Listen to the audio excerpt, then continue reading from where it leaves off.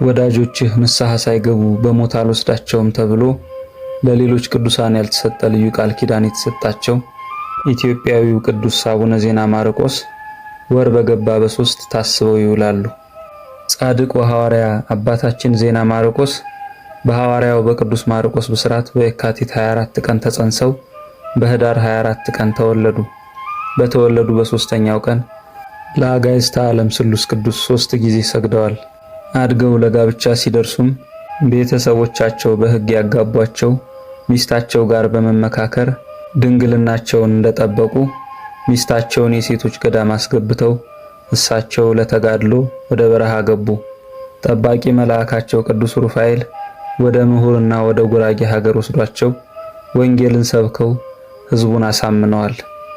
ከወንድማቸው ከጻድቁ አቡነ ተክለ ሃይማኖት ጋር ሆነው ሲጸልዩ ተራራውን እየናደ ለጸሎት እንቅፋት የሆነባቸውን በእናቱ ሰው በአባቱ የአየር አጋንንት የሆነ ፍጥረት በጸሎታቸው ወደ ሰው አርአያ አስቀይረው ለቅድስና ደረጃ አብቅተውታል። ለስብከተ ወንጌል ወደ አዳል ሀገር ሄደው ሲያስተምሩ ንጉሱ በጦር ቢወጋቸው ከጎናቸው እንደ ፀሐይ ብርሃን ያለ ብርሃን ወጥቷል። ንጉሱም ከነ ሕዝቡ በስብከታቸው አምኖ ተጠምቋል። በብርሃን ሰረገላ ተጭነው ወደ ኢየሩሳሌም በመሄድ በአሞራዎች ክንፍ ከቅዱሳት መካናት አፈርን ጭነው በማምጣት በገዳማቸው በደብረ ብስራትና ባሳነጿቸው አብያተ ክርስቲያናት በትነው ቦታዎቻቸውን አስባርከዋል። ትንሣኤ ሙታን የለም ብሎ የሚጠራጠረውን ደቀ መዝሙር የሞተ ሰውን አስነስተው ጥርጣሬውን አስወግደውለታል።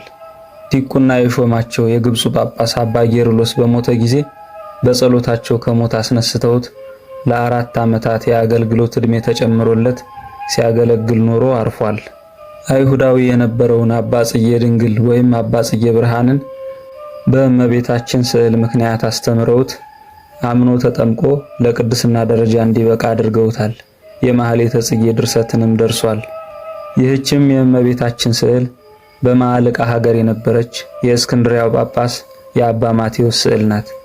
ጌታችንም ጻድቁን ወደ ገዳምህ ወደ ደብረ ብስራት ውሰዳት ብሎ አዘዛቸውና በዚህች ስዕል ፊት የእናቴን ስም ጠርቶ የጸለየውን ከእሳት ባህር አድነዋለሁ ብሎ ቃል ኪዳንን ሰጣቸው። ጻድቁ አባታችን አቡነ ዜና ማርቆስ ጊዜ ረፍታቸው ሲደርስ ደቀ መዛሙርቶቻቸውን ሰብስበው ከመከሯቸውና ካስተማሯቸው በኋላ ቀድሰው ሲያቆርቧቸው ከብዛታቸው የተነሳ ቢመሽባቸው ሥርዓተ ቁርባኑ እስኪፈጸም ድረስ ፀሐይን ገዝተው አቁመዋታል። ጌታችንና አምላካችን መድኃኒታችን ኢየሱስ ክርስቶስም ለአባታችን እንዲህ ሲል ቃል ኪዳንን ሰጥቷቸዋል። ኃጢአተኛ ሰው ስምህን የሚጠራ መታሰቢያህን የሚያደርግ አንተን የሚወድህ ከ80 እስከ 160 ዓመታት የንስሐ ዕድሜን እሰጠዋለሁ።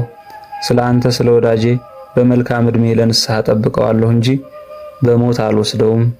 የ14ቱን ቅዱሳን የአባ ኪሮስን፣ የአባ ሲኖዳን፣ የአባ ለትጹንን፣ የአባ ገብረ መንፈስ ቅዱስን እንዲሁም የወንድምህ የአባ ተክለ ሃይማኖትንና የተሰዓቱን ቅዱሳን ሁሉ ቃል ኪዳን ሰጠሁህ።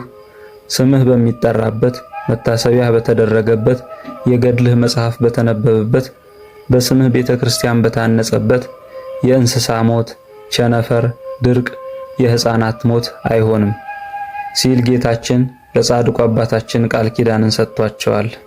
ጻድቁ አባታችን አቡነ ዜና ማርቆስ በተወለዱ በ140 ዓመታቸው ታኅሳስ 3 ቀን አርፈው በገዳማቸው በደብረ ብስራት በክብር ተቀብረዋል። ለእግዚአብሔር ምስጋና ይሁን። እኛንም በጻድቁ በአቡነ ዜና ማርቆስ ጸሎት የንስሐ ዕድሜን ይስጠን፣ ይቆየን።